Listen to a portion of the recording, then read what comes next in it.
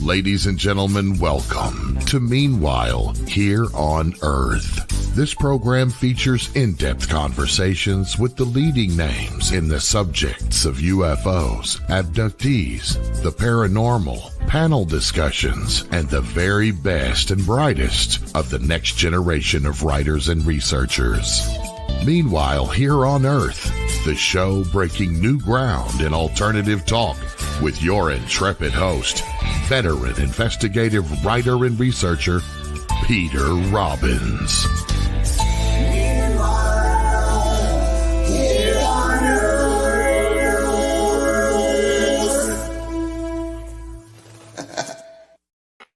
And welcome back to Meanwhile Here on Earth with me, your host, Peter Robbins.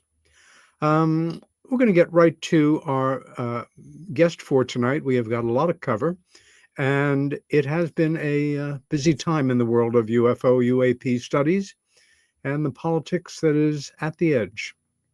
Stephen Bassett is the executive director of the Paradigm Research Group, PRG, founded in 1996 to end a government-imposed embargo on the truth behind extraterrestrial-related phenomena. Steve has spoken to audiences around the world about the implications of disclosure, and let us define that specifically as the formal confirmation by heads of state of an extraterrestrial presence engaging the human race. Steve has given more than 1,200 radio and television interviews, with PRG's advocacy work extensively covered by national and international media, including CNN, Fox News, MSNBC, The Washington Post, and The New York Times. In 2023, the Paradigm Research Group organized and conducted a citizen hearing on disclosure at the National Press Club in Washington, and in November of the next year, 2014, launched a 2-year political initiative out of Washington, D.C. that injected the ET issue into the 2016 presidential campaign. Steve is also co-founder of the Hollywood Disclosure Alliance, a nonprofit organization dedicated to bringing together relevant researchers, authors, abductees, and experiencers with content creators working across every aspect of the global entertainment spectrum. And I think Steve is the guest who has been on the show the most. And Steve Bassett, welcome back yet again to Meanwhile Here on Earth. Whoops, sorry. So I'm the guestess with the mostest. Is that what you're saying? Pretty much. And there may be a special award in this for you. I'm not sure if you're familiar. It's a leg with a shade on it, and it stands in the window and radiates. Well, legginess, yes. Yeah, you have to see the movie A Christmas Story to appreciate it. Do we find you? That's right. You have other things that you do. And first question: are you on the East Coast or West Coast at the moment? I am in my beloved Washington D.C. And we'll be here until the 6th, and I'm going out to L.A. to speak at the Conscious Life Expo at the LAX Hilton, February 7 to 9. Then I'm going to be hanging out with some of the Hollywood Disclosure Alliance members, which you are one. Going to have some meetings, and then I'm going to eventually get back here on the 24th. But if a hearing gets called, if a UAP hearing gets called in the House Oversight Committee, I'm getting on a plane, and I'll be back for that.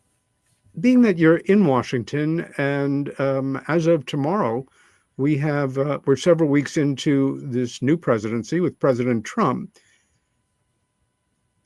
Just off the top of your head, intuition-wise, based on anything he said or indicated in his first term, do you think that there is a chance that he will end up being the disclosure president? Boom, very good chance. More likely than not. Could even be soon. We have a really complicated situation, though. Lord knows. And it's basically just coincidental. They're not that connected. There is one way that the situation now is kind of connected to the disclosure process, but as it happens, when we finally arrived at the gate to the post-disclosure world, we're in the middle of a very, very complex political dynamic. Okay, so we didn't get the hearing. We didn't get disclosure before the election, obviously, though we did have a hearing shortly after the election that was very significant, November the 13th. Then another brief hearing, small hearing in the Senate, November the 19th. And then obviously you move into the whole process of getting ready to have an administration switch. Now we have the inauguration, and we're into that, approaching 2 weeks. Not 2 weeks, 10 days. So, okay, fine. So far, so good. Except that the initial days of this administration are unlike any that I have seen in my lifetime. All right, this is another place altogether. It's hundreds and hundreds of presidential directives and other signings are happening. Tables are being overturned. Cats and dogs are sleeping together. It's wild and crazy. So, in consuming literally the public attention and the media attention, I get that. So, where we are as that is unfolding, is still quite significant. So, just to make a couple of points, there are three things to point out. One, just a few days before the inauguration, none other than Senator Chuck Schumer came public in an interview, which I believe is on camera, and I got to find that puppy, brief, and called on the new president to release the UFO files. Okay, I didn't see that. I didn't expect that. Total nonpartisan thing he did. All right, and what does it mean? Well, that's kind of like what Rockefeller asked Clinton to do: release the UFO files. That's not the way it works, right? It's not the way it works. What a president can declassify something like the JFK records, which were already in a process of coming out, were being held back, and they can then get released because they're already in play. But the idea of just declassify a whole bunch of stuff and it's all going to start coming out, no, that's not the way it works. The way it works is that, in this case, is that first we have to have disclosure, and then the stuff starts coming out. Not by simply declassifying it and then suddenly shoving it out the door, but in an orderly process. And that's what the UAP Disclosure Act was about, which half of which remained and still remains law. The other half almost was submitted last year, but didn't. But it can be submitted at any time. And the whole bill is what brings the information out. And if something needs to be declassified to be part of the control disclosure plan they're talking about, then it will be. But Schumer is not going to say all that. By simply saying he's calling on the president to declassify the UFO files, what he is really saying in shorthand is calling on the president to disclose the ET presence, either before or after a significant hearing, a major hearing. Let's stay with this subject for a while. You nor I are authorities on the assassinations of either of the Kennedy brothers or Martin Luther King, but we've been around long enough to make certain deductions about the way things work. I was taken aback and pleased, if it comes to pass, that all, as the president said, all the files on these three assassinations will be released. My first thought was, no, they won't. I've grown cynical enough and realistic enough to think whatever person is president, whatever they say is obeyed to a degree in such situations, and that whomever is moving the chess pieces around relative to all of this long-time classified paperwork and their inner circle may say, yes, we'll release it all except for this, and this, and this, which may serve as a model at some point in the future in the disclosure process when we get to that point where there is serious, massive declassification of records held. What do you think about that basic point that, well, first, as a public citizen, what do you think about the possibility that all of this material related to these 3 assassinations will be released, or almost all of it? Well, we're talking about apples and oranges here.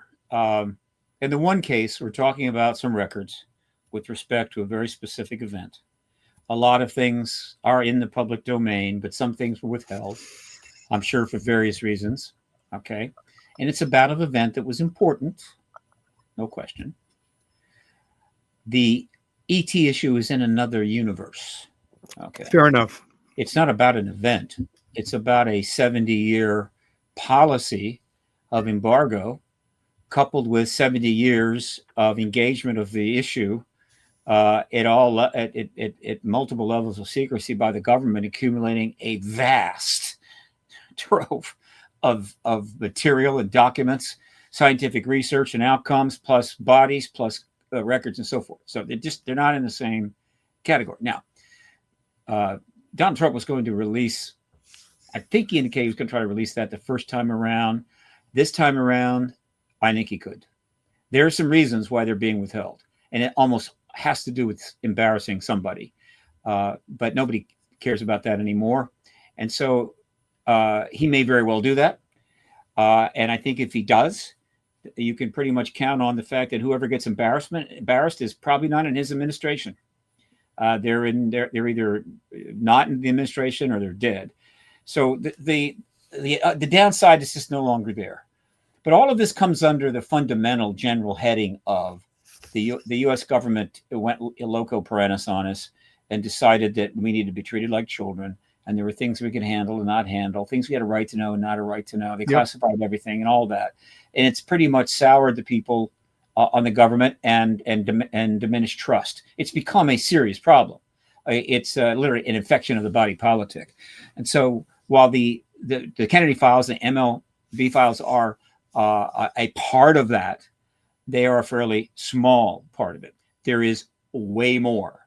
And so the disclosure of the ET issue enters a new era, I call the post-disclosure era, and it may very well be such a huge change in how the government deals with us, no longer as children, hopefully, but as sovereign citizens that can handle whatever truth you got. That doesn't mean we need to know the exact location of the nuclear submarines at any given time. We understand that. And so we may see a level of transparency and truth that will shock us. And we go, oh my God, I can't believe it. So that's just one of the things at stake in ending this truth embargo. So, question: do you think that if President Trump does become the disclosure president, for lack of a better term, that it will be because of his own curiosity or understanding of the unique seriousness of the situation, or because more and more attention to the hearings that will continue going on during his administration, one can assume, will cause a shift within the House to begin to apply pressure from both sides of the aisle? Any thought on how that scenario may come to pass? The fact is, almost the stage has virtually been set for the president to act. We're practically there. And we've had 7 years of unprecedented action. We've had four legislations, each one going further. We have members of Congress calling for the end of the embargo, saying that there's ETs here, just saying it flat out. Huge media coverage. No, the stage was practically set. And it could have been set for President Biden. There was time to get the major hearing out of the way. This is the big one. And it would have been, hopefully my desire was the Senate. If he could have had that hearing, 5, 10, 15, even 20 witnesses, there are plenty. It would have blown the whole thing up. That would have been it. It would have been broadcast worldwide. Not that the other two weren't, they were, but I mean really worldwide. We're talking a vast audience. And that sets the president up to come out with no second guessing in a very non-political way and state, it's clear that we are not alone, and I'm going to see to it that the UAP Disclosure Act is enforced. That's the way it could have happened, and it could have happened under Biden, but they just couldn't get it done. Now, to be fair, everything is going crazy during that period. At the time we were just about there, particularly the October 7th events in the Middle East. Just a disaster that didn't just go away. It just escalated. So you've got that. You've got the political upheaval, of course, right, where you have a candidate change. All of this, that door closed. Now, the next door is about to open. And it's the case that the platform is pretty much ready to go. All that is needed is a hearing, a significant hearing. Only now, let's say the platform is ready to go, but the president is of a different type. And so some doors open here that weren't available before. What do I mean? The way it most responsibly should happen is a major hearing, televised worldwide. The witnesses are compelling, under oath, and the president steps out and ends the truth embargo. Boom. That would be ideal. All right. And we can still have that.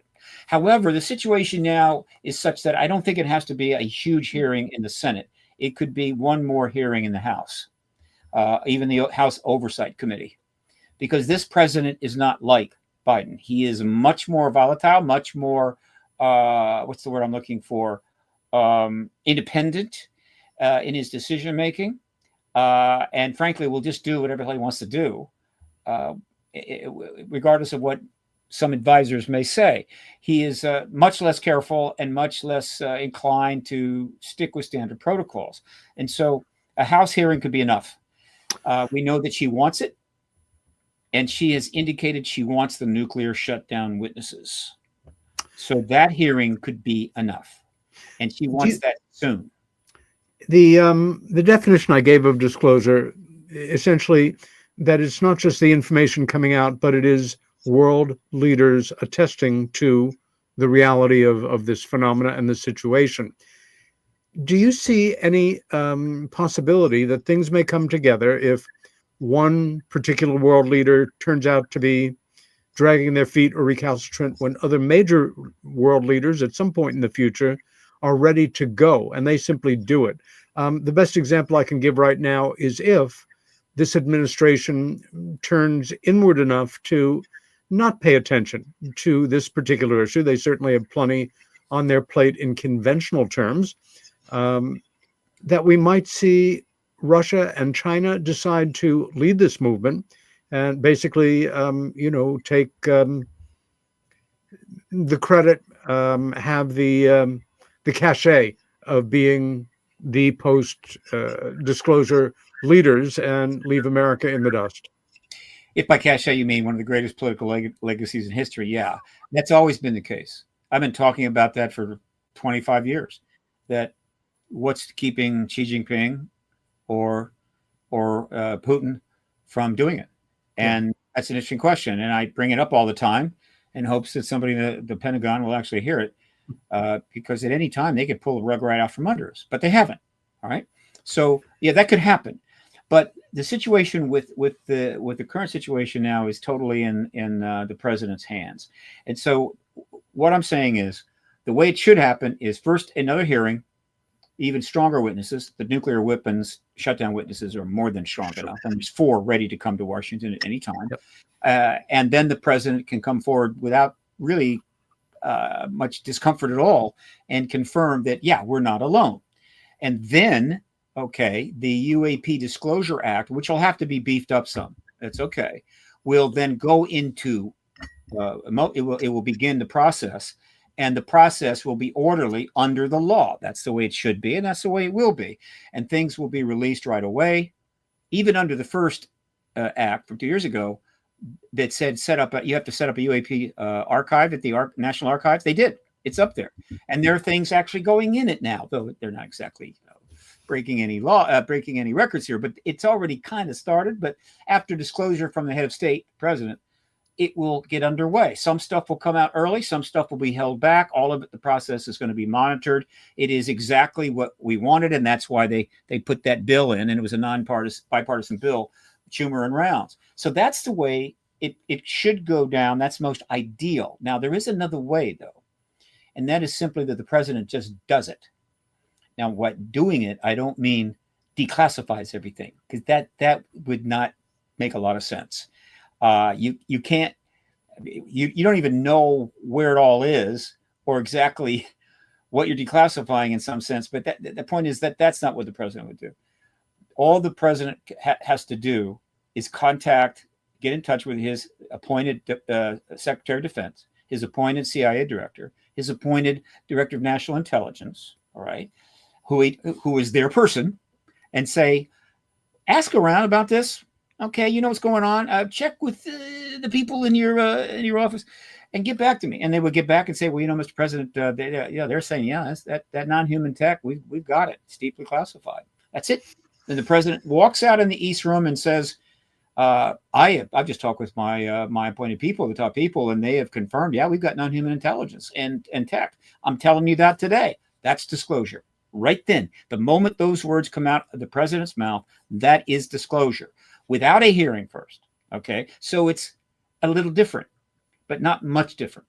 So now, first of all, once the president makes that statement, which is disclosure, capital D, the hearings begin.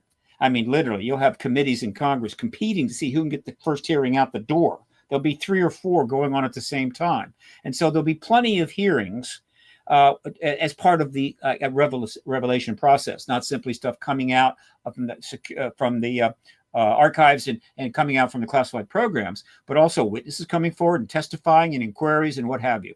And so, boom. The only difference between those two really is this. If the president comes out unilaterally without a hearing preface, substantive, other heads of state will be a little more, how would you say, reserved about it. In other words, they may not jump in right away. They may step back, stay back a week or so, because it's President Trump. He's a volatile guy, and they're not sure. And so they may hold off a little bit. But the hearings will get underway right away, and very quickly they will all come on board. And I mean all of them. All right. And so very quickly, it's not a national disclosure. It is a global disclosure. Steve, almost done. In the other way, if you have a hearing first, and then the president comes out, I would expect all the other heads of state to immediately, within a day or two, come in and confirm it, and also announce that they have some things they want to bring out too. And if their citizens complain, you got stuff? You really do? Well, why didn't you tell us about it years ago? And the answer will all be the same. We deferred to the United States on this. It was the United States' call for very straightforward reasons. And that's what we did. And so now that the United States has done this, we support it. A question for you. How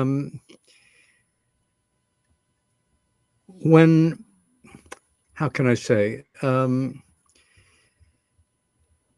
the individuals that are, again, the ones that make these decisions behind the scenes,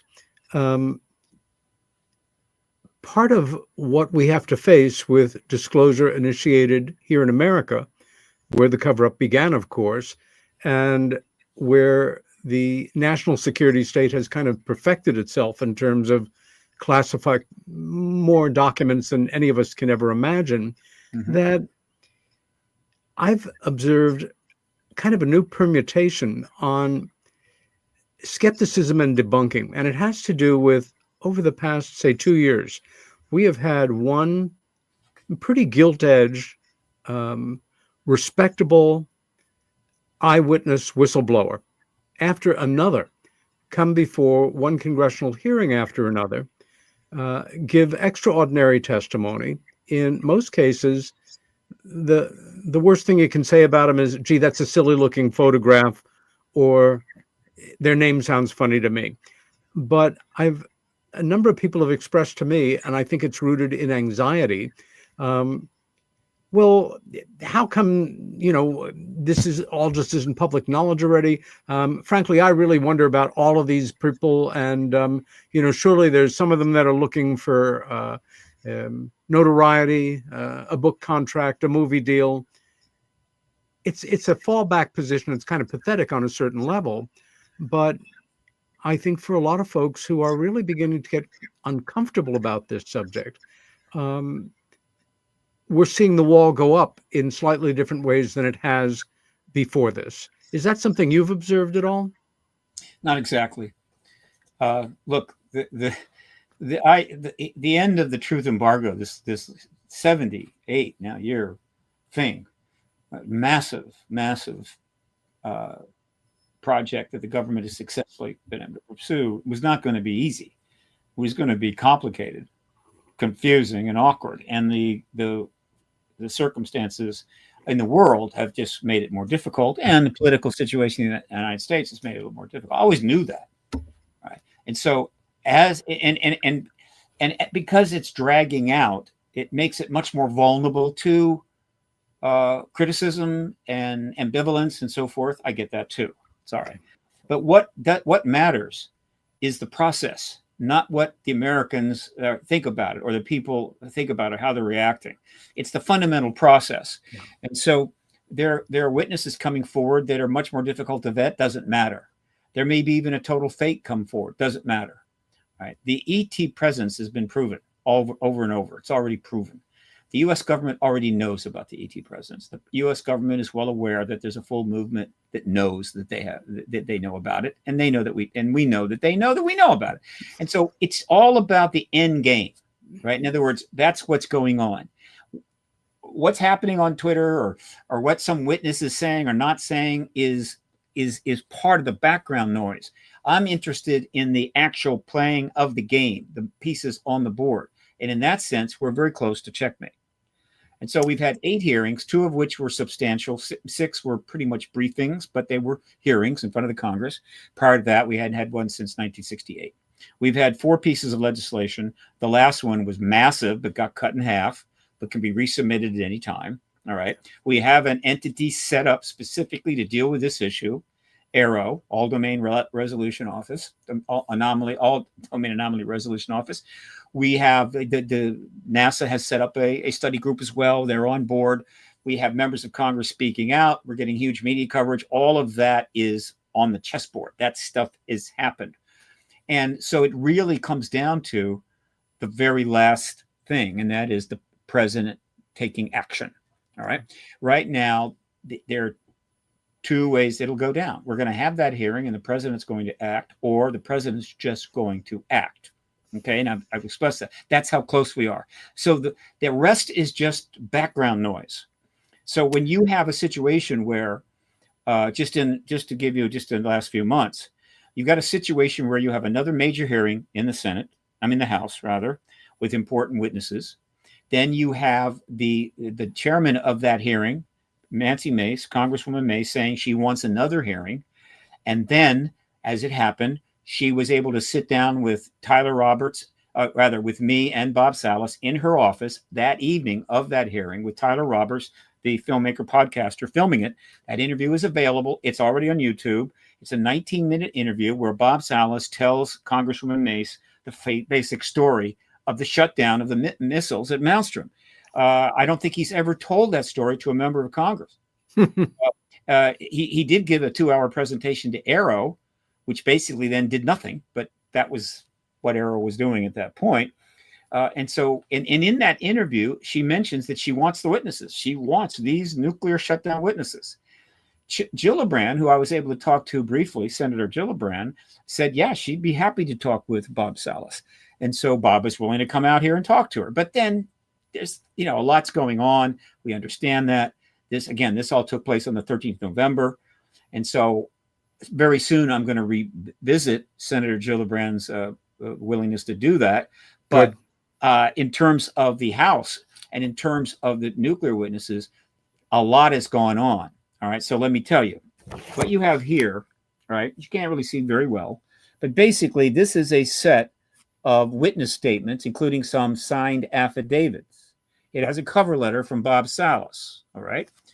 And it's about, I think, 9 or 10 witnesses. Okay. 4 of which will be testifying, barring any developments. Prior to the November 13th hearing, I was able to really get out and do some real lobbying, I guess you could say. And so I delivered 2 hard copy sets of these to all 17 offices of the Senate Intel Committee and all of the offices of the House Oversight Subcommittee. Totally about 40 total. I hand delivered a set to each office, and then I mailed a set to each office. So you had another one coming in by mail, maybe 6 days later. Then, because I pulled cards and so forth, I emailed an electronic version of this into all of those offices, essentially with a message that these men are ready to testify before the next oversight committee hearing. We've spread it. It's been spread all over, in a sense, a very substantial portion of the House and the Senate. They are absolutely in play. And the interview with Nancy Mace put it even more in play. All right.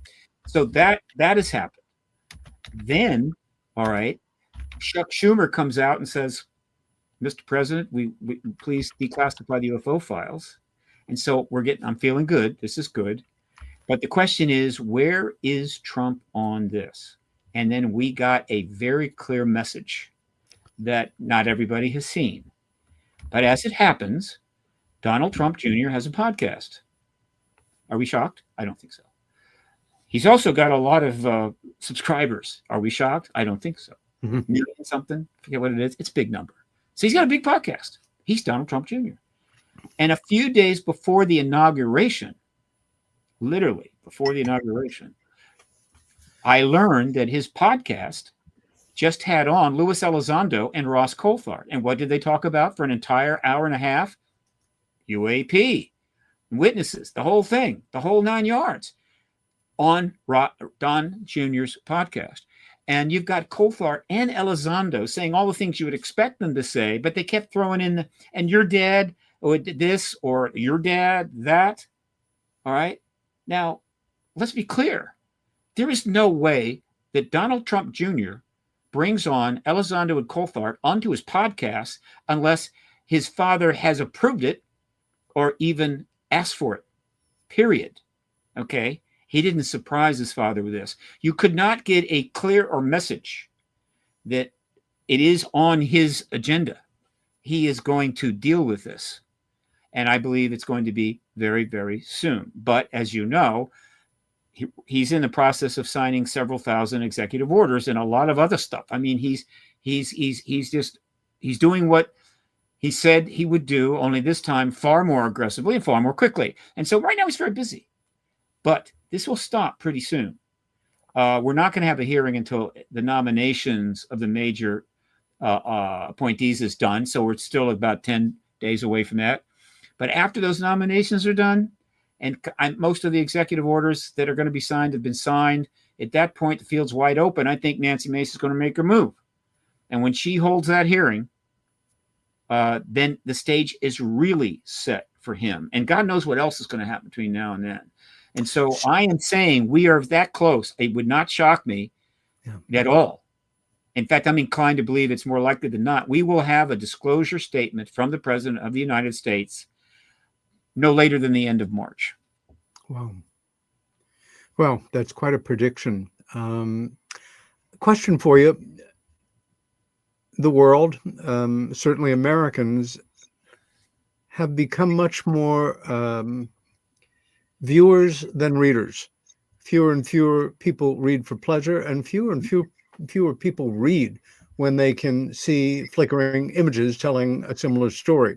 So many of, the pieces of legislation that have come out of Washington relevant to this subject over the past years, so many of the now available declassified documents, transcripts, are simply not being looked at. However, it seems almost as though the past few years we have been more and more in a really new level era of UFO, UAP related documentary films. Certainly the major streaming services seem to have a new one each month. I'm quite sure you've seen James Fox's latest, the production, which dropped in October or November. I thought it was superb and brought us right up to date in a way that an uninformed viewer could get the message, know the players, and get some enthusiasm. Now, you had mentioned a documentary that's about to come out, The Age of Disclosure. Is that one that you had something to do with? And if so, can you tell us a bit about it? Because I'd like for us to watch the trailer together. Oh, yeah. Look, the number of documentaries relating to ET disclosures, it's massive. They've been coming out forever. No, they have low budgets, and it's citizen efforts. I get that. Though the quality has always kind of been moving up because, it's people learn and they didn't have to go to Hollywood Film School. And so just go to ufotv.com and just scroll down the documentaries and look at them. Go to Gaia, go down their documentary list and scroll down that. Go to YouTube, put in UFO and scroll that. The documentaries are all over the place. Yeah. But we're about to have a milestone event. Another doc has been announced, and it's High Hollywood, which was inevitable. I've been talking about this for some time. I was hoping I might be able to do that, or at least be part of that. And I gave it a shot, but the timing was bad. COVID blew everything up. No big deal. So, yeah, High Hollywood. What am I talking about? The Age of Disclosure, which has dropped the trailer, is produced by a gentleman who is High Hollywood.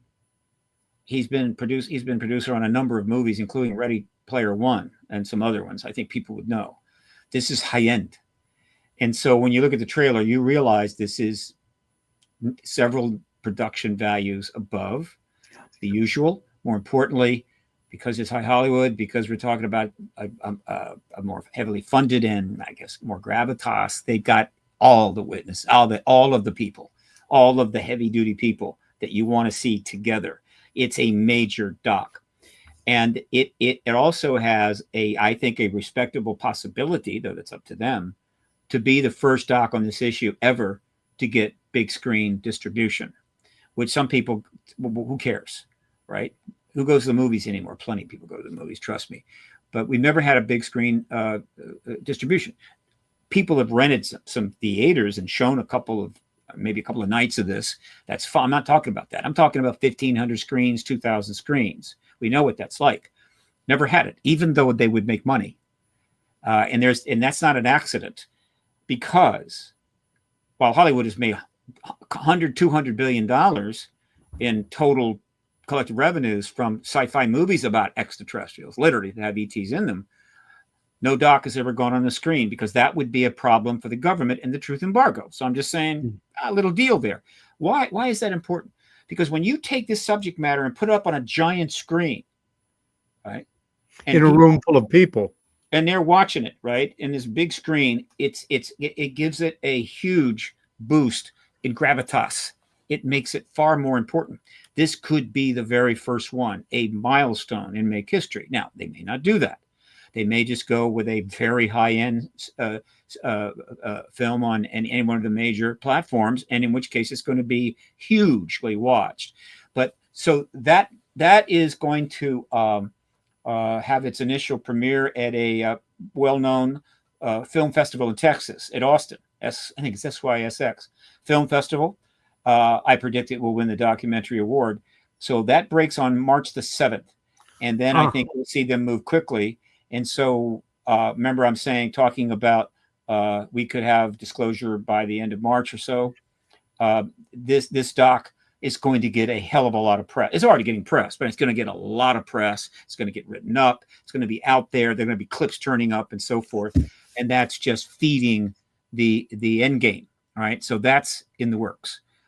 And there are other things happening that are indicative that we're getting close to the end here.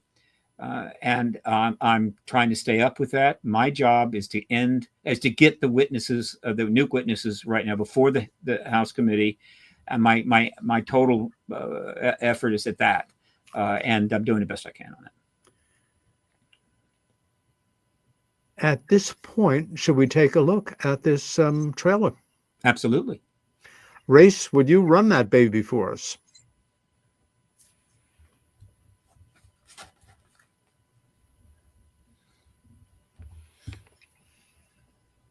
Peter, give me just a second. I got to run back over here and grab it. Okay. I had it queued up, but I think I accidentally X'd out of it. I can't believe it. I want a new producer. Yeah, I know. I'm fired. I'm going to fire myself. Where'd I Just put it? need time off, man, to rest. Negotiate with yourself. Peter Monday. Yes, Peter. This is live radio, folks. This doesn't happen on podcasts. That's why we do it live. You can see things crash and burn as they happen, real time. This doc. Everybody wants to make the ultimate doc, and there have been a lot of good ones. But again, Hollywood has always kept a distance until recently. You had J.J. Abrams and the UFO, and then Beyond UFO, and then you had, of course, Encounters from Steven Spielberg. The big guys are getting involved. Okay, no question. They know what's going on. The big shots in this town absolutely know there's an ET presence. Trust me on this. And they've held back fiction, but they realize, hey, it's time to get in the nonfiction game, and they're going to go into it big time. And this doc is as good an example of that as you're going to find. Peter, could you resend me that link? I can. And I will. I'll do it right here on. For some bizarre reason, that email that you sent me is gone. I can't find it. Obviously, the NSA, the aliens, and some other shadowy group. I can get you the link too if you want. You want me to go get it? No, I'm right here. I'm putting it in private chat right now. Bada bing, bada boom. And there you got it. Private chat. By the way, which of us has the biggest library? Please comment in chat. Just I don't know about you. This is a green screen behind me to make me look smart. Oh, that's cheating, Peter. This is a real library, dude. Well, actually, KUNX spent a lot of money, so I can take what looks like books off the shelf, and it's a real. I'm pulling That's real, Steve. You're joking. That is a real library. Yeah. Okay. You had me there, guy. I'm a total nerd. You're good. Your screen, entire screen with audio. Here we go, gentlemen. Age of disclosure. And we're going to do full screen. All right, here we go. The American people are ready to receive the truth. Humanity is not the only intelligence in the universe. Humanity is not the only intelligent species. We are absolutely not alone. Non-human intelligence exists. UAPs are real, they're here, and they're not human. I spent 25 years as a senior official with the CIA. I worked on highly classified UAP program. 28 years as an astrophysicist. I served as the 4th Director of National Intelligence. Director of Aviation Security in the National Security Council. The one-star admiral after 32 years of service. People that come forward with this, I feel like they've taken their life in their own hands. I was recruited to a highly sensitive government program that investigated unidentified aerial phenomenon. For over 16 years, on behalf of the U.S. government, I worked as a senior intelligence official on the unidentified aerial phenomenon topic. We learned that the U.S. government was involved in a long-running secret war with other nations to collect and reverse engineer vehicles not made by humans. I have seen with my own eyes non-human craft and non-human beings. So look at that thing. It's rotating. There's a whole fleet of them. The first country that cracks the code on this technology will be the leader for years to come. China has established its own version of a UAP task force. You think for a second that they wouldn't consider using it to achieve their ends of domination? This is similar to the Manhattan Project. This is the atomic weapon on steroids. This is so secret, very, very few people in our entire government have been allowed access to it. Even presidents have been operating on a need-to-know basis, but that begins to ramp out of control. It's not acceptable to have secret parts of government that no one ever sees. You better be careful about a government that doesn't trust its people, because there's no telling what they'll pull on you. This is the biggest discovery in human history. You had information being locked away that could change the trajectory for species. It has so many beneficial impacts, including clean energy. We should have disclosure today. We should have disclosure tomorrow.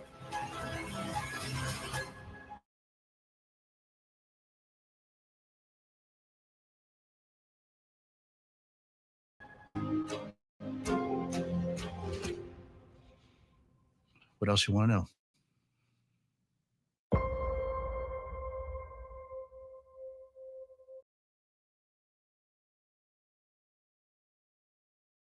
So, wow. What you have there, well, there are actually 34, minimum of 34 individuals that are interviewed. You just saw some of them. This will be the largest collection of high-level people commenting on film ever, right? Ever. And it's going to have a very, very significant impact. Trust me on this. And Dan Farah apparently is the driving force here. Now, look, there have been other docs. I mean, Ron James has had a number of witnesses. Some of them have been in his docs. Yep. And, of course, James Fox, and there are others. But, again, they didn't have the power of Hollywood behind him at that level, right, where, of course, your call gets taken. Of course, you can handle this arrangement or afford that fee or whatever the hell you needed. We've never had that, right? We did what we could to try to get Hollywood there. That's great. They finally arrived. God bless them. We hope as they move forward, they will reach out to more of us peons and maybe consider what we have to say. But obviously, leading into disclosure, those are the men and women, as you can see, they were both. Yeah. These are the people on the chessboard. They are the ones at the goal line trying to get this ball across. And so they need to be heavily featured. Hopefully, as more docs get more funding and go forward, you and I and all of our colleagues will be able to participate in various ways to help make sure the history of it, not just disclosure, which is a modern event, but the history of it, what happened, and the public's involvement will be properly portrayed and remembered. And Steve, where and when can we expect to see this documentary? It airs, I think, March 7th at the Texas at the film festival in Austin, Texas. And after that, wherever they want to go. They haven't announced yet. Okay. Will they enter a bunch of film festivals? They could. They're going to rack up all kinds of rewards, of course. Sure. But if I'm then, and if they're aware of what's going on here and what's going to happen between now and March 7th, you want the studio is out of their mind if they don't pick that thing up and say, look, oh yeah, we got it. We're going to put it on 2,000 screens. Now, I'm someone that's been butting heads with, people on that side, and they always have an excuse. But I'm just saying that I hope they're listening because they have an opportunity here. That thing, don't let that thing just do the film festival route. Get it up, right? It will help make history. And if you need any advice or further advice about that, give me a call. But so that could easily happen, right? This is a big deal. Not everybody would get that. It looks to some people like just another doc. We've seen them all. They're all the same way. No. This is a major step forward. And by the way, as it starts to draw tremendous attention, people are going to want to see more docs, and they're going to go watch all the other ones. And so I see some fine revenues coming the way of our good friend James Fox and Ron James and many of the other people that have been pounding away at this for years. Everyone wins with something like this, I assure you. They sure do.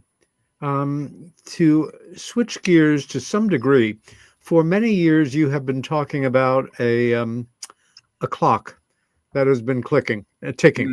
You're now talking about two: the disclosure clock and, well, the end times clock. Paradigm clock. Would you talk to us about these two clocks? Oh, I'm sorry. You were right. The disclosure clock is the paradigm clock, and the other clock is the doomsday clock, right? I published the paradigm clock, which is up on my website, paradigmresearchgroup.org. Hunt for it.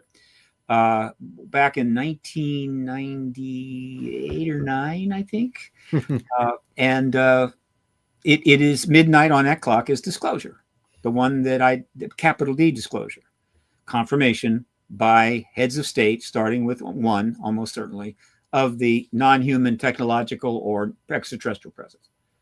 And that's a big deal.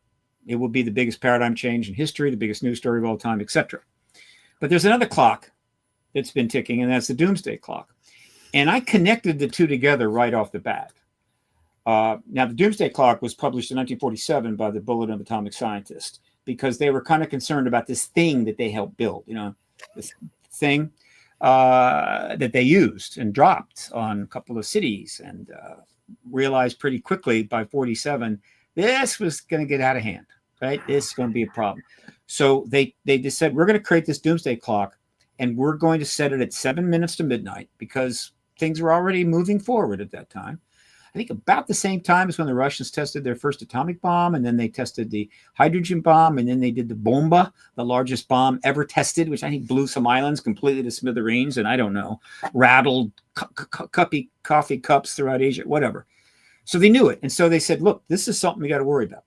And we're going to change it over time. And every time we change it, we'll give a press conference, letting you know, are we getting closer or further away? Well, for the next 70 years, it was always closer, with maybe one or two exceptions. And so we've been moving closer to midnight. And what is midnight? It's nuclear war. And what is nuclear war? Well, in most people's mind, it's the full thing. Missiles from flying from everywhere, over the poles, the whole 9 yards, civilization is destroyed. But that is actually not the definition that's appropriate. Nuclear war is an instance. It could be a single instance in which a nuclear weapon is used in conflict. It could be a nuclear torpedo. It could be a nuclear missile. It could be a tactical shell, but it's used in combat. So if one of the sides in the Ukraine-Russia war were to inadvertently, whatever, fire off a tactical nuke shell and lands in the other side and blows up, everybody will instantly know it's a nuclear explosion. It's pretty hard to miss. That is a nuclear war is now underway in that area. And that area, which is the Northern Command in our DEFCON system, will immediately be at DEFCON 1. It doesn't mean the rest of the world is at DEFCON 1. It just means that zone is at DEFCON 1. And that basically is midnight on the clock. And then the question, the $64,000 question is, how do we handle that, right? The least difficult challenge is a single nuclear event, which is not what would have happened in the Cuban Missile Crisis if we had invaded, because they had nukes already and we didn't know it. It would have been one, it would have been multiple, but a single. Are we going to handle it in a mature way? Are we going to think twice? Now, wait a minute, so get carried away here. Now, if a country launched multiple missiles at another country, okay, the moment the first one hit, that's nuclear war. And handling that would be far more difficult. And that's the one people think about. So that's the Doomsday Clock. And so in 1998, what I did was I created the paradigm clock with a different midnight. But I retroactively launched it in 1947, okay, and set it at 7 minutes to midnight. Same amount of time. And then I have a page, it's actually up there, but I stopped servicing it years ago, in which I would track developments. And based upon developments, as you move forward, I even went back in time. And based upon developments after 47, I was moving my paradigm clock around, a little closer, a little further away. And then starting in 98, I was tracking what happened after that. But it's too much to service. But essentially, it developed the idea of two clocks, two midnights. And that actually has become a very significant meme for me. And I talk about it all the time, because the way I see things unfolding can be simplified literally down to this. Which clock strikes midnight first? The Doomsday Clock or the paradigm clock? Disclosure or a nuclear event happening in a command or a war theater? And I believe the fate of humanity depends upon that. Disclosure is inevitable. And nuclear war, barring a dramatic shift, profound shift at a global level, is also inevitable. All right. And so why does it matter which clock comes first? All right. Well, if we have disclosure and we hit midnight on the paradigm clock, that doesn't mean we won't have a nuclear event. But it does mean that it will happen in the post-disclosure world. We will already know we're not alone. We may be learning information about the extraterrestrial presence. We're getting information out We might even have open contact. Who knows? But we are already in this paradigm shift. This worldview change is underway, and then a nuclear event occurs, and you're looking at it and deciding what to do, but you're in a different place. You're in the post-disclosure era. That's a benefit. On the other hand, if we have a nuclear event before disclosure, the odds are we're going to deal with that badly are much greater, right? And then ultimately, though, the major payoff is this. Getting disclosure may prevent a nuclear event at all. There may never be one, ever. It may prevent that from happening. And so it's a pretty easy call for me. The disclosure clock cannot turn midnight soon enough, right? That's why it is at the forefront of the activist movement, as far as I'm concerned, and everything I'm fundamentally focused on. And we have to get that midnight on the doomsday. I mean, the paradigm clock. This is a perfect place to end our first hour. Peter Robbins here. Meanwhile, here on Earth, my special guest, Stephen Bassett, back in a few minutes.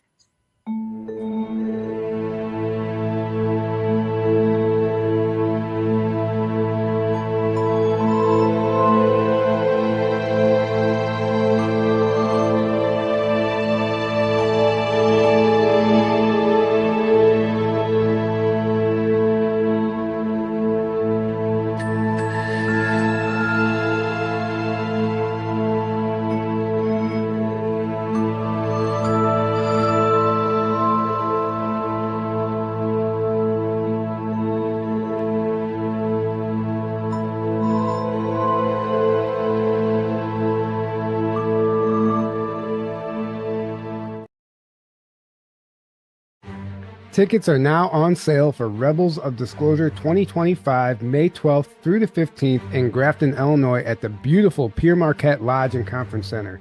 This will be a 4-day event with 12 speakers covering topics such as ET contact, experiencer testimonies, lost history, secret space programs, time travel, Illuminati, parallel realities, and so much more. Visit journeytotruth.online for more details.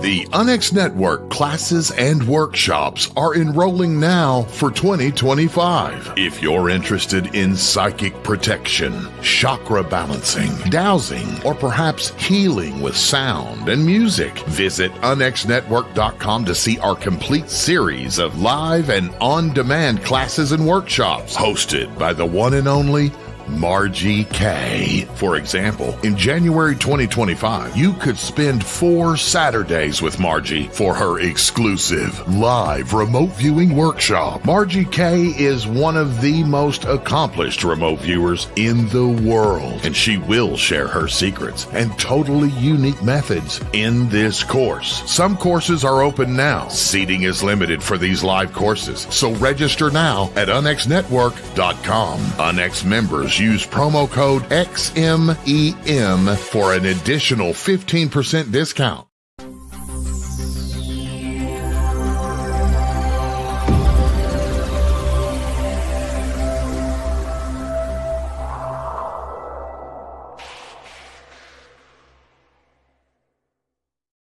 And Peter Robbins back with you on Meanwhile Here on Earth. My special guest today, Stephen Bassett. in Los Angeles at the moment as we speak. Steve, a question for you that has practical and ethical considerations that's been on my mind on and off for many years, and it has to do with the fact that the people in the UFO research community, you, myself, many colleagues, I think at a certain point in our work, we get that we are ready for disclosure, whatever the implications, we feel we are ready to go. Folks who follow what we're doing or think the same way or have steeped themselves in the work, in the research, whether professionally or on their own, also have come to a point, and members of their families, where they feel they are ready for this post-disclosure world. I think, with respect, that the great majority of the people in the world are not ready. It's not that they're not ready, it's that this is not something that they think about. It's not a part of their life. It's not a consuming passion. Maybe they don't have the luxury of the spare time, is one way of saying it, to immerse themselves and realize how serious the implications are of disclosure and of acknowledging this or these presences, plural. And how do we manage a process that is sure to cause anxiety to millions of our fellow citizens here and people around the world? For me, it's the equivalent of digging half a hole. How do world leaders go forward and say we're not alone without at the same time a certain amount of bleed through of, wait, there are these pesky other aspects of this subject, namely the abduction of human beings, interspecies breeding, pregnancies that end unnaturally with that fetus being taken away by them. Mm-hmm. What are your thoughts on that overall? Again, it will be part of everything that happens in a post-disclosure world, especially at the outset. Well, I hate to say that. I shouldn't say well. I try not to do that. It doesn't matter anymore. I don't know if it ever mattered. That's not the way life is. That's not the way history works. Were people ready for World War I? No. World War II? No. Any other wars? Vietnam? Pick one. No. Were they really ready for the automobile? No. Were they ready for the iPhone? No. Doesn't matter. The world moves forward based on powerful forces. And it can be done, the world can move forward in a responsible way. Like when the car was introduced, they should have put seatbelts in it a lot sooner than they did. A lot of people died because of that, whatever. There's ways to move forward. But the idea that things at this level have to wait until there's some sort of, I don't know, polling that takes place that indicates that, well, we're ready now. No, that's not the way it works. But it is the case that the level of awareness, it's off the charts. It probably 99, 98, 9% of the people in the world know what you're talking about when you talk about UFO. Well, that's true. Whatever it'll be in their language, right? But in the South American, Central American world, it's called OVNI. I bet you it's hard to find somebody. Do you know what an OVNI is? Oh yeah, it's like the U.S. Walk around and ask. Do you know what a UFO is? They may not know who the vice president is, but they know what a UFO is. So it is virtually saturated the world through thousands of documentaries and books and everything else, not to mention millions of sightings. So awareness, absolutely there. The last Gallup poll, which was about 3 weeks ago, 50% of the American people are now saying it's non-human, okay, which is the current phrase, non-human. Well, that's 50%. There you go. So could we be more ready? Maybe. Do we have the luxury of that? Absolutely not. Okay. The reason that we don't know is a massive policy called the truth embargo, which is embedded in an even bigger policy, which is called the national security state, which is drenched in the most extraordinary amount of secrecy the world's ever seen, and trusting governments collapsing. And so it's not even a close call in terms of cost benefit analysis. If somebody gets upset, I that's unfortunate. Were we ready to learn how big the universe was? How big the galaxy was? No. Are some people upset by the fact that there's 200 to 300 million stars just in this galaxy and 200 trillion galaxies? I mean, yeah, a lot of people are upset by that. Okay. It doesn't matter. All right. So, but I'll tell you, this whole "are we ready or not" was a very key trick in the bag, the government's bag. They kept hauling it out, just to dissuade people. Find something else to do. Oh yeah. True, and it's not. People are not ready for it. So they played that card over and over again. But it was propaganda. It wasn't CERN for us. I can assure you. I can say I am personally quite convinced that if Truman had announced right there with you, how differently our world would have evolved. Just fine. It's like the Russians would have gone crazy. I mean, they're recovering from losing 20 million people. All the Eastern Russia, Western Russia destroyed. They've just done with the Nazis, and they learned that somebody got a saucer with a non-human in it, and they're going to go running around screaming. I don't think so. And so that was not about are you ready or not. A lot of people found out about that crash back then, and they handled it pretty well, actually, not a problem. The only people who didn't handle it well was the government, right? And so it was about national security, and it wasn't about us being uncomfortable. It was about non-human tech that had the potential to be weaponized at a time when we were on the threshold of the beginning of the nuclear arms race, right? We had managed to blow the opportunity for detente with our ally, the Russians, and to some degree the Chinese as well.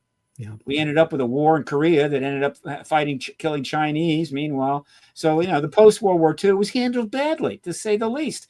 And so we're facing all that down. And so the moment they realized we're not alone, they had saucers, though they probably knew even to some degree before that.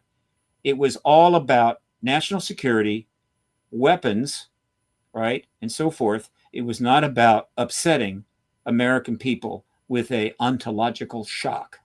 And so we could have had it in 47. And somebody's going to write one of those other, they're called alternative history books. They're very popular. One of the most famous ones that's fantastic is called The Man in the High Castle. That was great. Which describes the second half of the 20th century, had it would have gone if Truman had announced the ET presence in July of 1947. If I had the wherewithal, the brain, the patience to write that book, I don't have enough time. But somebody go write that book, okay? And I'm happy to advise for a very modest fee. Alternative history. So this whole "we're not ready," it just doesn't play with me, Peter. Okay. Not at all. Not because I'm cruel. No, but because I have much more trust in people than governments do. Do you feel that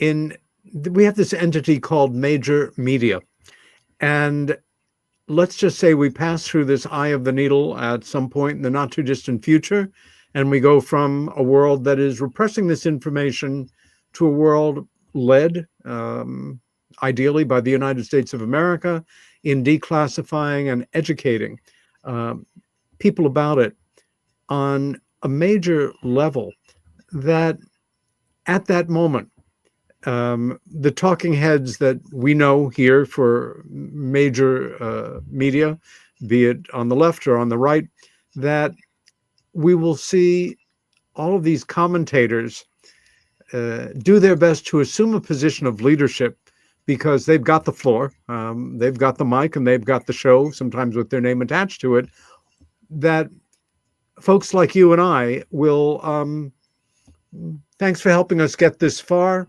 We've stood on your shoulders and we can take it from here, or that we will be starting to see you regularly on Fox and CSNBC and other well-known researchers. Thank you for an opportunity to raise a point about that. Look, first of all, I'm not keen on professional journalists. You call it major media, I call it professional journalism, all right? Seeing themselves as leaders of anything. They're supposed to be journalists. They're supposed to report what's going on, investigate when called for, beyond what's going on, because there's a skunk in the woodpile. Okay. And also they have an opinion section. Usually they have an opinion component where they put out their views on something in opinions. Leading is not what they're supposed to do. Now, we've gotten into that, and it's not a good place. But let us all acknowledge how many bad places we're in right now. I mean, the motel is nothing but bad rooms, okay? But no, I don't want them to be leaders. I want to be journalists. Now, the reason that Dan Harari is a publicist in Hollywood, has been for the last 45 years. He's worked with and met gazillions of stars and stuff. But he's into this issue big time. And so he approached me a while back and had an idea. And I said, absolutely. I tried to do something like that myself years before. We created the Hollywood Disclosure Alliance, HollywoodDisclosureAlliance.org. I'm in it. You're in it. All of the good people are in it. And so why do we do this? Well, it is modeled after another organization created way back in the 90s called the Environmental Media Association. Much bigger, started with huge amounts of money, founded by Norman Lynn Lear. Norman Lear recently died at 101. Lynn is doing quite fine, thank you. And what they did was they created this association that was going to be have members, right, and board members, a whole bunch of them coming from the environmental world, all the environmental activist groups. There's so many. The environment is a big subject, in a way, even bigger than the ET subject. And then on the other side, you had high-end people in Hollywood. So they spent a fortune on a huge dinner. They brought in the biggest people you can imagine, moguls and top stars and the top lesser-known environmental activists and what have you. And they had a big get-together, gave out awards. And the idea was to allow and maintain this ability to network these two groups together, so that the environmental messages would be correct and extensive. Wonderful idea. Still around. Environmental Media Association. Check it out. EMA. Still lots of members, lots of big stars, and I'm still thinking they're doing what they intended to do. Now, Hollywood Disclosure Alliance is modeled in that sense. What is it networking? It's networking the film industry. We'll call it the content creating industry, which is films and television and podcasts and series and whatever the hell it is, right? Even music to some degree. The professional, the high end, okay, where the money is, where the big cameras are, where the production is, and all the skills. We know all about that. We call it Hollywood, but it's not just Hollywood. It's LA, it's Canada, it's UK, it's wherever professional content's being created. We're trying to network them with people in the UAP world, like you and me. All right. So we have two kinds of founding members, Hollywood founding members and UAP founding members. We're up to 190. All right. About almost split down the middle. And they have lent their bios and photo to the site as founding members, where you can go and see them. And if you're a member, you can directly connect with them or anybody within it. All right. In other words, you want the contact. If you don't have it, we'll give it to you if you're a Hollywood Disclosure Alliance member, so that they can find each other. Now, obviously, by the very fact they're on there, they're letting the world know, I'm into it. I'm a producer. I'm a director. I'm an actor. I'm a production person. I'm into it. I'm okay. You can call me up. I'm not going to laugh at you. And then who the UAP people are, make it easier for them to find them. And it's happening. It's creating content. Things are happening. We didn't raise much money. Dan and I basically started out of our back pocket, but people have paid some dues, some donations, 501c3. But at any time, we could get some major funding. It could happen just like that. And I think it'll happen. So that was set up specifically to facilitate content, both leading up to disclosure and even more importantly, after disclosure, that not only accurately reflects the history of this, because people that have really studied the history of this for decades are actually involved as consultants, advisors, producers, whatever, right? And also help to get the people that have carried the water all these years into this and be part of it and not be left behind, right? And be included, right? And to avoid this, we'll take it from here. No. And so the Hollywood Disclosure Alliance was set up exactly for that purpose. Now, and people that are not a member, still great. You go to HollywoodDisclosureAlliance.org, and you can see the people in the content industry that are into this. You see a lot of UAP people, and you can read their bio, and you can reach out to them on your own. You don't have to be a member, but if you want to reach out to them through the HDA, the way we work it is, if you're not a member, we will give your contact to them, and they will decide if they want to reach out to you or not, right? And they may choose not to. That's prerogative. So that's the Hollywood Disclosure Alliance. Is there a website under that name that people can go to? HollywoodDisclosureAlliance.org. We didn't want to be creative, right? Always use your email address to promote your entity, even if it's long. That's why I've always been ParadigmResearchGroup.org, right? Because you got to take advantage of the promotional power of that. Not get clever. At this point, let me put it this way. Can you think of another subject that we, the people, are dealing with right now? And I'll be more specific. We, the people of the United States of America, who are more and more at each other's throats, more and more divisive toward each other, less and less civil. Yeah. This seems to me to be one of the very few subjects, except for climate change, which is crucially important, that has the potential to genuinely bring people together of extremely different political beliefs, with the possibility that between just two people to start with, and let's say Marco Rubio and Senator Gillibrand from New York State, or Senator Schumer, either of my senators. Of course, Rubio is now our new Secretary of State and on to other things.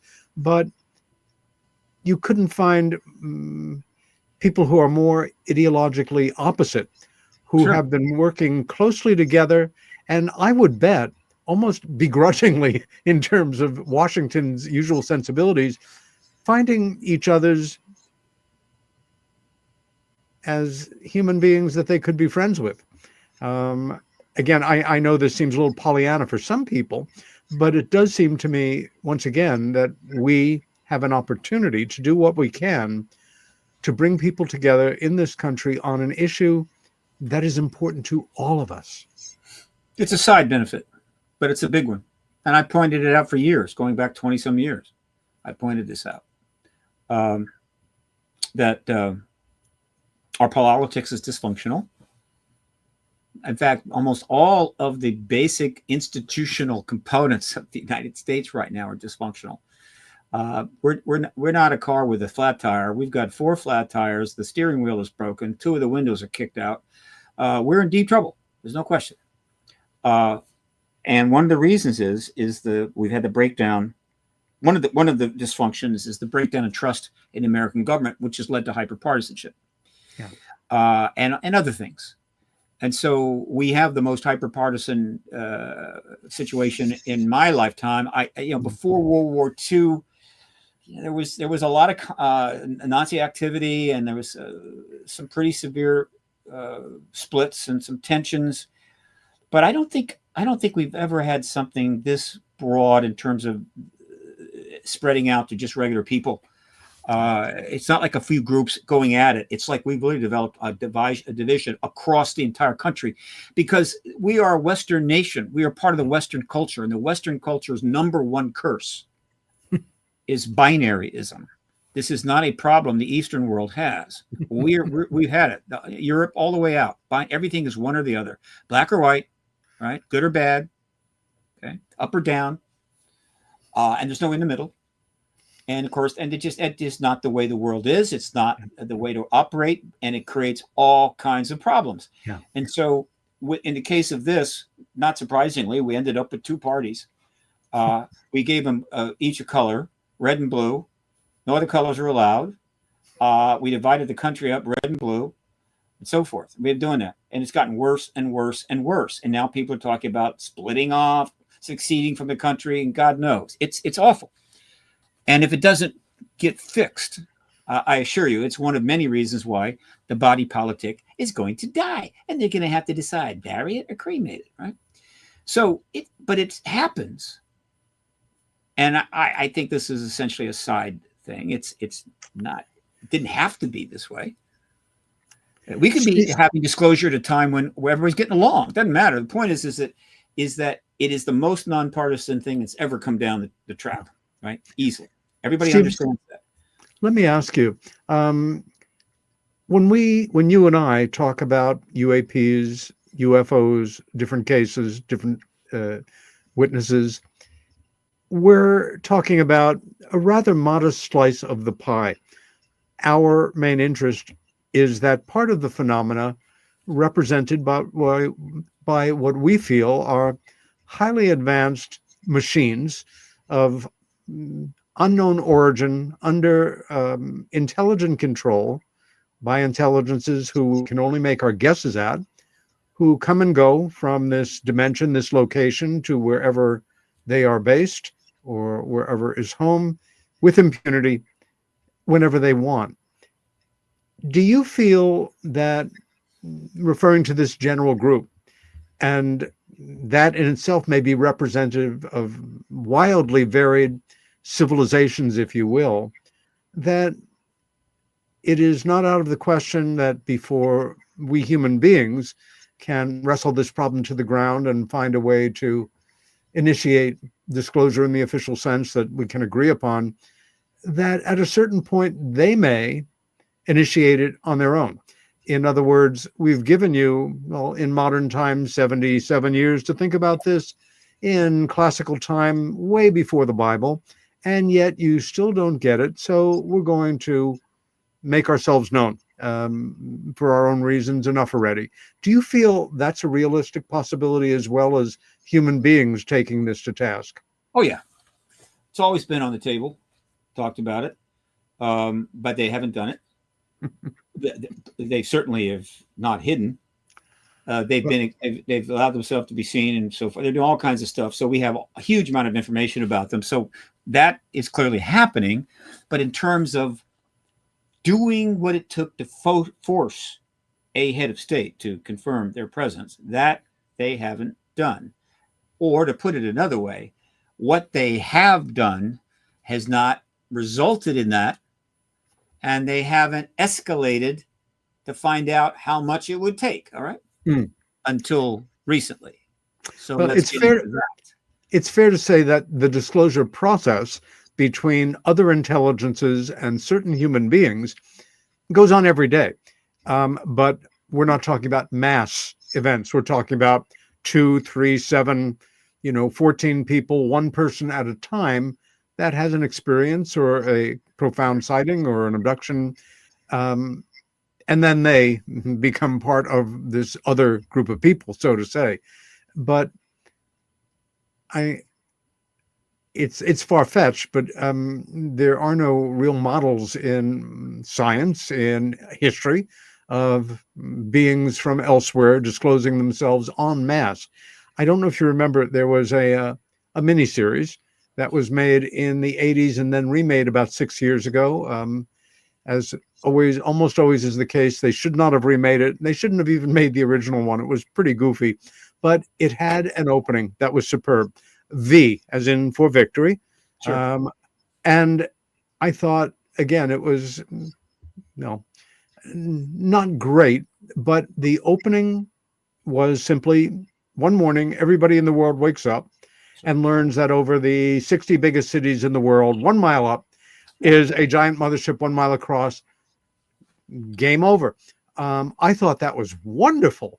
Of course, it's a very hard creative premise it was all downhill from there for me, but that would certainly initiate disclosure. Well, first of all, let me comment about the remake of V. There was one thing about it that just bugged me to death, and that was that the lead female character, who was an ET, an alien, gorgeous, absolutely gorgeous. That latex skin does it. Yeah, supermodel, build, right?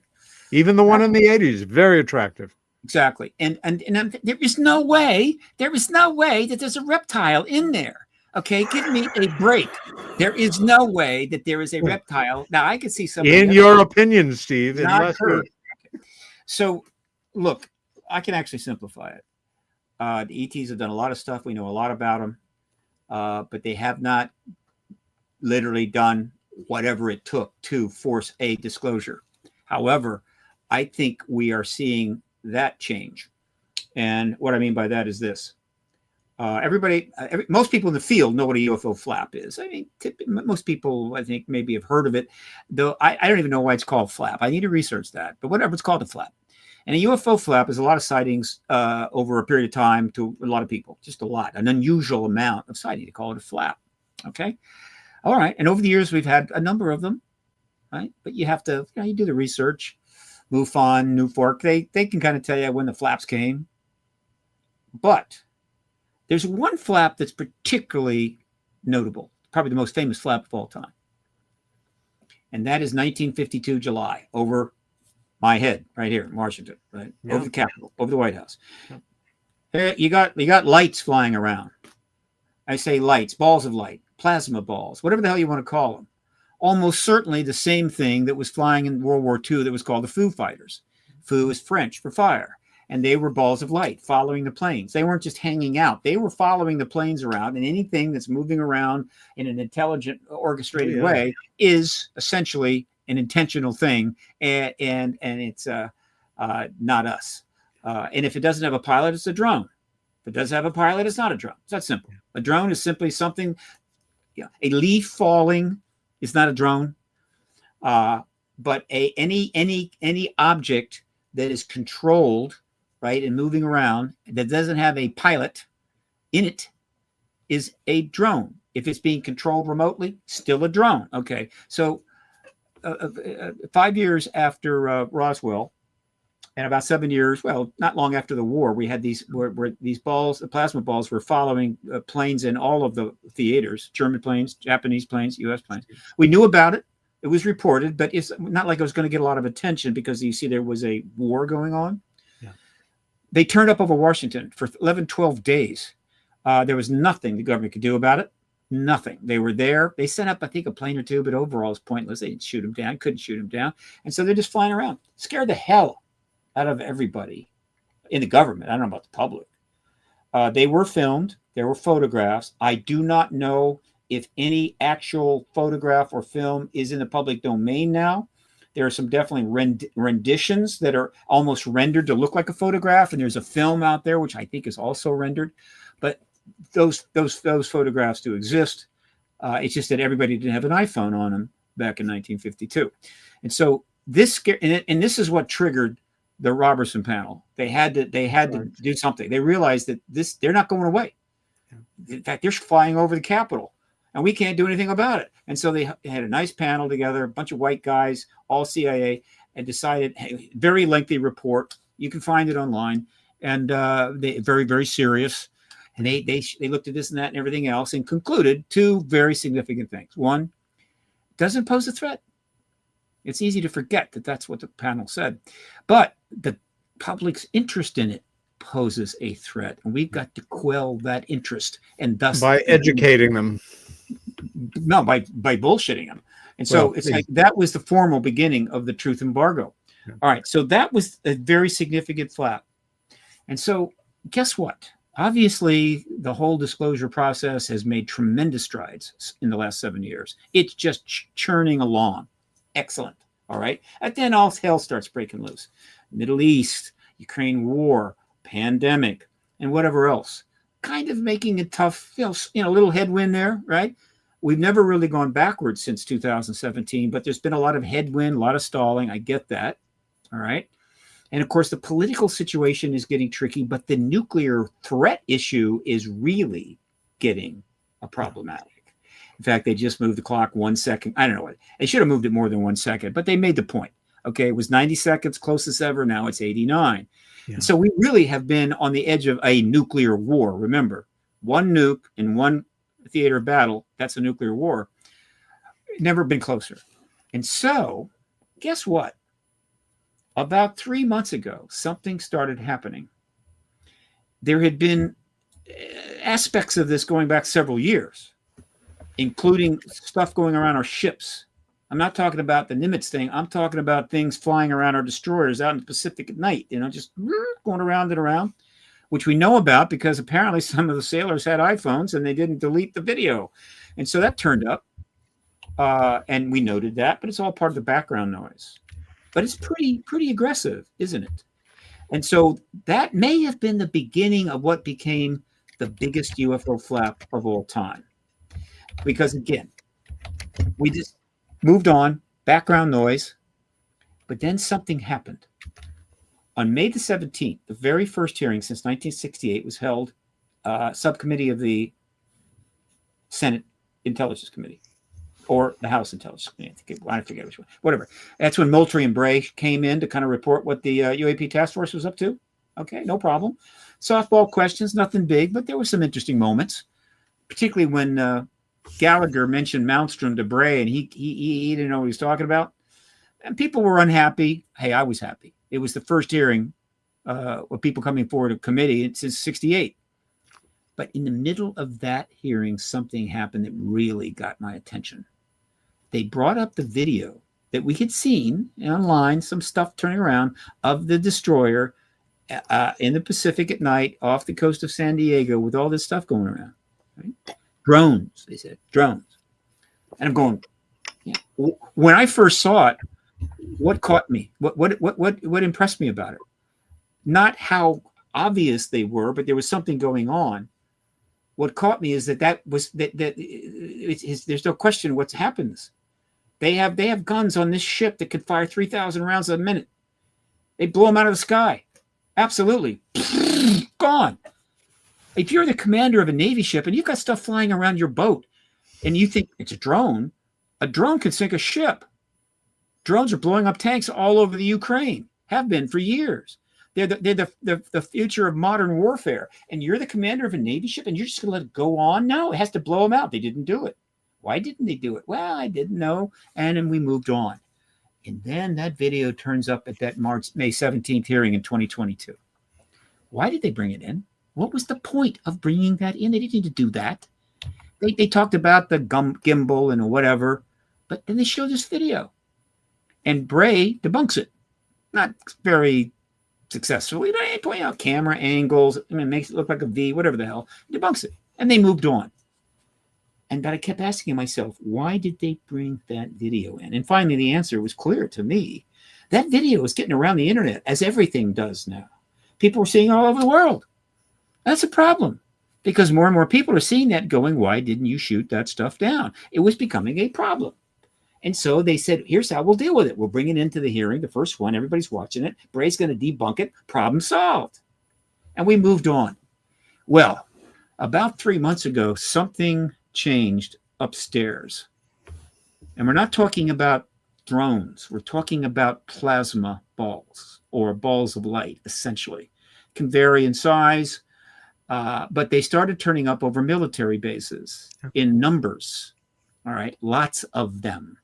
And of course, they're all being filmed like crazy because most of the military bases, they've still got neighborhoods around them, and you have to be on the base. So they're clicking them, and it's turning up all over the internet. It's the biggest flap ever. It's still going on. 3 solid months of endless videos, not only in the US, but in Europe and the UK, of balls of light flying around in groups of 5 and 6 and 7. Those are Foo Fighters. The same thing has been out there all along. We've seen them all the time. It's not the only thing up there. People have seen craft, defined, solid. They've seen them in the sky. They've seen them on the ground. So they have those. But they also can do this ball of light thing. And so it's a massive flap. And the government could do nothing. They couldn't refer to it. They couldn't shoot it down. They could just go and say, oh my God, what the hell are you doing? And so this goes on for a while. The government is in an impossible position. If they had been flying over some Kansas wheat field or over the Rocky Mountains, who gives a damn? It would turn up on the internet. Nobody cares. You don't have to respond to that. But if they're flying over a military base, you have to do something about that. And the government wasn't doing anything about that. And so they got a real big problem. They are in a corner, literally in a corner, painted in, no side door, nothing. And I'm saying, well, that's interesting. In other words, this was a deliberate, massive escalation of their presence in a way that specifically put the government on the spot. And I'm going, okay, I was dying to see where this is going to go. Guess where it went? The government finally made a decision of what to do with this impossible situation. It took them a while. They couldn't acknowledge it really, in a sense. They couldn't explain it. So they started sending up our own drones. We got lots of them. All the military bases have them. We got drones you've never seen before. We got drones that can do things you can't believe. Drone technology and the advancement of that technology is intense. We can't build better drones fast enough. The future of warfare is drones. We got tons of them. So they started sending our own drones up into the phenomena. So if they're over some base, that base starts sending up our own drones. And they send them up and they bring them down, no problem. And so our drones are up there. Why did they do that? It's not complicated, because people are looking up, they're seeing plasma balls, but they're also, oh, that's a drone.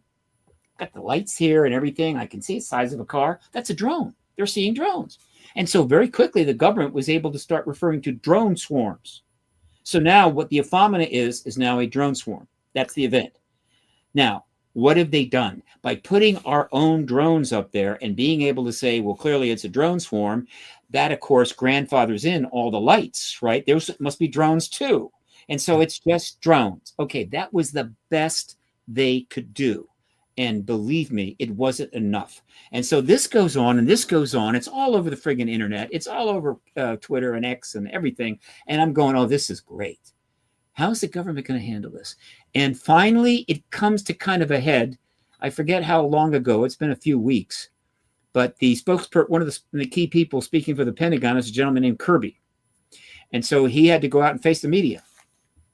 And he gets out there, and a woman reporter up the front finally does what was inevitable. And she says, Mr. Kirby, or Commander, whatever, Admiral Kirby, I don't know his rank. I apologize. You've been referring to drone swarms. Okay, fine. Are they ours? His answer, no. Really? They're not ours. Not ours. Okay. He could have said they're ours, but then the next question is, what the hell are we doing flying drones over our military bases for months? No explanation, nothing, right? They're having to reroute airplanes. This is a very awkward situation. So he can't say yes. He says no. Okay, so far so good. Next question. Well, sir, are they in other nations? Which could include our adversaries, but just any nation. No. What? No? He can't know. He can't know that. There is no way in hell that he knows that they're another nations, unless he knows exactly whose they are, which is ours, but he's already said no to that, because the next question is, you're saying, sir, that other nations, we're not sure which ones, could be China, could be the Soviet Union, Russia rather, and they're flying over our military bases for months and we're doing nothing about it. Is that what you're trying to say? He can't say that. He can't say yes, says no. And he can't know that they're not. The only way that our government would know that none of those drones are from another nation is sending up helicopters with big searchlights and reading the friggin' license plates of every one of them and knowing that, oh, well, this is from France, that's from Italy, or no, the license plates don't seem to indicate where they're from. It's a ridiculous answer. It's grotesquely weird, but that was all he could do. And then she slams home the knockout punch. Then do you know what they are? No. Go find the video. It's going to go down in history. No, no, no. And there you are. So now what? Okay, here's what happened. The internet it just goes nuts. I mean, this is amusing. This is worse than the Haynes press conference in '97 where he came out and talked about, crash test dummies. I mean, this is a level of embarrassment that is to another degree. So they realized that's how bad it was. And it sat there while the internet ripped it to pieces. Okay. And so eventually they had to do something. So the new president comes in and we got a new press secretary, 27-year-old. And the question gets, they're dealing with the same problem. but they have the benefit of being the new administration, right? Okay. And so finally, she comes out and she says, they're ours. Okay. In other words, the previous person speaking for the Pentagon said they're not, but they're in fact ours. Okay. And they're simply being up there as part of an experiment to sort of see how things can maneuver. Of course, it's happening not only on multiple places in our country, but also in the UK and elsewhere. So apparently we're running that experiment in other countries. It's utterly ridiculous, of course, but they felt they needed to say something. Yeah. I think to buy time. That's all they were. All they did is buy a little time. All right.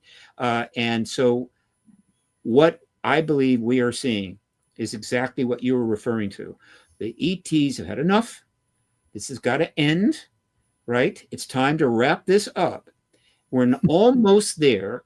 So what might have not really had much impact 30 or 40 years ago, at this time, that kind of activity was going to be huge. And so I think this is a UFO flap designed to guarantee they get disclosure under the new president. Steve, I have a question more historic and about the effectiveness of communication. When you began your efforts, it was talking to people, ultimately starting to make contact with different individuals around the country and around the world. If I'm correct, your first trip over to Europe was 2008. And I think that was the year we spoke together at a conference in Liverpool. Maybe. And yeah, could be. For me, I was really interested in the fact that you were now starting to meet a number of the people in Europe who you had encouraged to, well, form groups and educate themselves and move forward and help educate others. A true grassroots movement. And things have grown from there. But again, I was fascinated that you were actually kind of planting seeds in different countries, in different areas of folks who were dedicated, who welcomed the opportunity to be part of something bigger than their own consciousness, their own thinking on the subject, and again, be part of a group helping to get the word out. All these years later, are you still in contact with some of the people that you began with, people on the ground here and abroad who decided to start groups and, essentially be part of the bulwark of that first wave of folks who are there when it hits the fan as anchors in their community, to be educators, and you get the gist of the question. Well, to be fair, there were already groups in Europe in multiple countries before I got over there, I assure you. And I was specifically on disclosure as opposed to UFO study groups. Okay, no, that's a good point. I came up with the term disclosure, capital D, in around 2001. And there was a reason for that. There was only the early stages of an activist movement. If you're going to have an activist movement, you got to have a target. You got to have something you're trying to get to. It can't just be peace on earth, right? And so it was the formal confirmation event from a head of state. We had to get that. And it was a legitimate milestone. We had to have it. I came up with that idea, and I've been spreading it ever since. Small D disclosure, everybody knows what that is. It's been going on forever. It's going to go on forever. But that's not the same as confirmation from heads of state. Okay. And so I took that over to Europe. I've done 3 multi-city speaking tours of Europe, 1 in Australia. I'm going to be doing another one in Europe later this year, but I haven't started the process yet. But I'm going to be trying to find people that want to set up a venue in multiple countries. So that's coming. But my primarily role has been as a communicator. I've never had much money. I didn't set up as a nonprofit, but I don't think it would have mattered.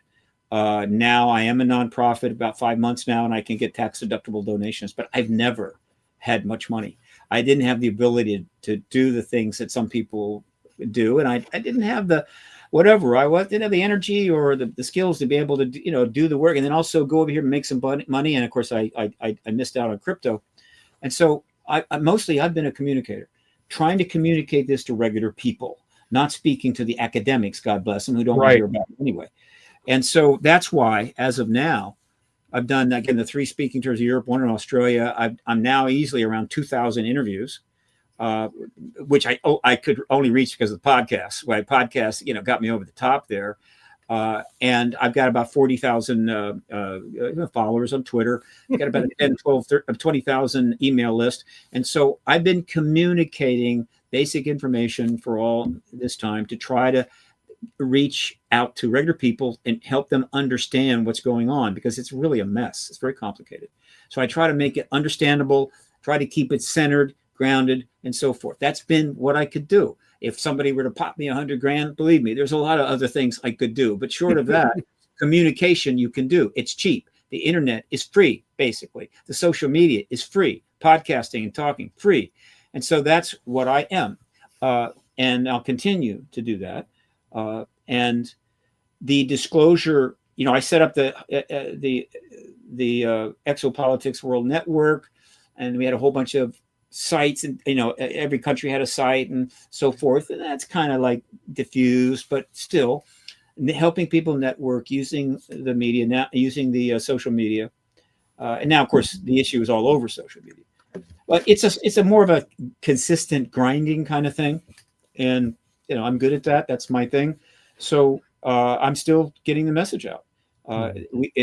Once we get the disclosure, I'm going to be converting PRG into more of a think tank with a group of advisors, a group of contributors who are writing papers and articles, and more into trying to provide information to government or anybody else that really needs it, but in a post-disclosure situation. Less activism, more think tank, but I'll always be doing some activism. So that's kind of been my career. It's a little different. I don't know of anybody that's ever quite that walked this path, but nevertheless, that's the way it worked out. I'm happy with that. And of course, I view everyone that has done podcasts, let me come on their show like yours. You're part of the podcast radio army. When Art Bell brought on people like myself and Greer and others back in the late 90s, it was a major thing. We had never had an audience that big. I'm not just talking about UFOs. There had been some shows that kind of got into that, but in terms of the politics, exopolitics, the politics of disclosure, never had an audience like that until Art Bell brought us. So I'm talking to 5 million people. Yeah. Right. Now it's, okay. I'm talking to 5 million people, and others were doing the same. That was huge, but was it enough? No, but it helped. Now you've got people going on a show that has 50 million views talking about UFOs. And I'm talking about Joe Rogan. But there's a couple of others in that genre. This subject matter is getting on. So we've gone from 7, 8, 5, 6, 7 million, late 90s, Art Bell, God bless him, continued on by George Norrie. And now people are talking about this on podcast, where the interview might be seen by 10, 20, 30, 40, 50 million people. And how anybody in the United States government thinks that the truth embargo can sustain this is nuts. I mean, I get it. I know it's hard to let go, but you've lost, for God's sakes. Acknowledge it. Surrender. Turn your king over. The issue is going out to hundreds of millions of people at a time, right? Nobody believes you anymore. So, yeah, but it's taken, since I got in 29 years, 8 years. It's taken 78 years since Roswell. It has been the most fiercely defended lie of all time. Yeah. The most expensive lie of all time. They've spent billions and billions of dollars to maintain this embargo. Yep. And not a criticism, because they had some pretty substantive reasons for it. I get it. But it needs to end. Yeah. It has to end. And so I think it is about to. I'm putting my money down on by the end of March. That doesn't mean I'm guaranteeing it. I don't do that. And I don't pick dates, though that's happening too. A lot of people getting fired up. They're picking dates, they're picking years. Right? It's going to be June the 26th or whatever. God bless them. I get it. But it is pretty close to the end, and we're getting signs of that all over the place. And by and large, it's being done the way it was supposed to be.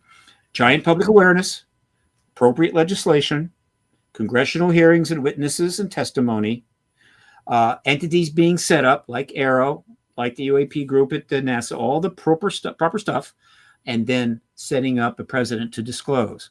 And the only thing weird about it is that in these last years, as the government is doing the right thing, the politicians are doing the right thing, they can't tell you why. In other words, if you're gearing up for a war and they're getting everything together and they're doing this, you know why they're doing it, right? We're bringing people in, we're giving meetings because we're going to war. You're going to get ready. They can't do that. They can't say why they created Arrow or the UAP task force. They can't say why they're holding these hearings, right? Because for them to say why is to acknowledge that there's an ET presence, because they know there's an ET presence. And so you can't say we're doing, that's disclosure, right? I mean, you've gotten ahead of your skis. And so it's always, what they have to do is they have to say, we think there's something going on here and it's an issue and we need to deal with it, but they already know what it is. And that's where the cognitive dissonance gets tough for people, because I think there's are looking also at this and going, a sticking point for many in officialdom, in that whatever American president is the person to be the first to fully associate themselves with this subject, it's almost incumbent on them that part of this acknowledgement has to be, by the way, every past president from President Truman on has been an unindicted co-conspirator in the biggest cover-up in history. And at that level, politics, which side you're on doesn't matter. You're the ex-president or a memory of an ex-president. And again, like wanting to release certain files on certain things because of embarrassment to those left alive or those previously gone. I think there's also some foot dragging in that area of awkwardness. There's still foot dragging. There's still a little pressure. But, I'm not going to be using phrases like unindicted co-conspirator. That's not going to help at all. The truth embargo was entirely legal by and large. I mean, ultimately, it's legal. Now, some things were done in service to it that probably broke the law. Are we shocked? I don't think so, but it's legal. Mm-hmm. And so, no, it will probably learn that every president knew. Now, that doesn't mean that the CIA took them to Area 51 and showed them bodies, whatever. It just means that they were tipped off. Somebody in the administration let them know this is real. Do you want to deal with it? The answer was, no, you handle it. That's okay. I got enough on my plate right here. Yep. And so the idea, the evidence has been out there, right? Just because you're president of the United States, you can't read a book, watch a documentary, all right? And so the idea that someone that powerful, nobody's going to tip them off, it's ridiculous. So they all knew. And with two exceptions, Carter and Clinton, they all absolutely completely deferred to the Department of Defense, because this is total national security. And ultimately, Carter and Clinton did the same. Okay, fine. I get it. All right. So again, that's not a shock. People are not going to be shocked by that. The vast majority of people, and I mean 90% plus worldwide, are not going to give a damn about the particulars of the truth embargo. Historians will. Absolutely. And the history is one of the most important histories ever. They're only going to be interested in, what can you tell us more about the extraterrestrials? That's what's going to interest them. They just don't care. The millennials not care. The Gen Zs are not going to care. And so those that want to go down that road for as on a matter of anger or vengeance, you're wasting your time. If you want to look into it for historical purposes, to write, to understand, fine. That's okay. But again, the world is going to be looking forward. And they're going to want to know what's happening and what it means for the future. So it's no longer an issue, in my opinion. However, we still will probably need a stronger amnesty rule, and we'll need a truth and reconciliation law. Yeah. They're creating witness protection stuff. They've already had some whistleblower protections, but we may take it another level. A specific amnesty and truth and reconciliation law pertaining specifically to this issue, not as a casting dispersions, but to just provide people the maximum safety and comfort as the truth embargo ends and we start getting the information. So if you are somebody involved in the process and but you screw up, right? You shouldn't have done that, whatever. And it could be a problem. You have amnesty. Okay. You have amnesty for anything that has caused a problem, or you made a mistake, or you had to do something under orders, whatever. And that will make it easy for people, meaning, hey, you got nothing to worry about. But truth and reconciliation is different. And that is actually a perfect point for us to close on, because we are out of time. Steve, remind us really quickly where people can see you next live and the websites they should visit to find out what is going on at any given time at PRG. Quick promos. First, it hasn't been confirmed yet, but we're expecting to have a conference in Dubai in May. And well, what can I say? I got an invite. Okay, so that could be huge. So that's on play. Dubai is going to hold a UFO conference. We believe in May, waiting for the confirmation. Contact in the Desert, May 29 to June 2. Huge, right? The speakers are up, almost all of them. It's going to be one of the biggest one ever. It's going to be fantastic. I will be speaking and so forth. Conscious Life Expo, I'll be there speaking on the 7th.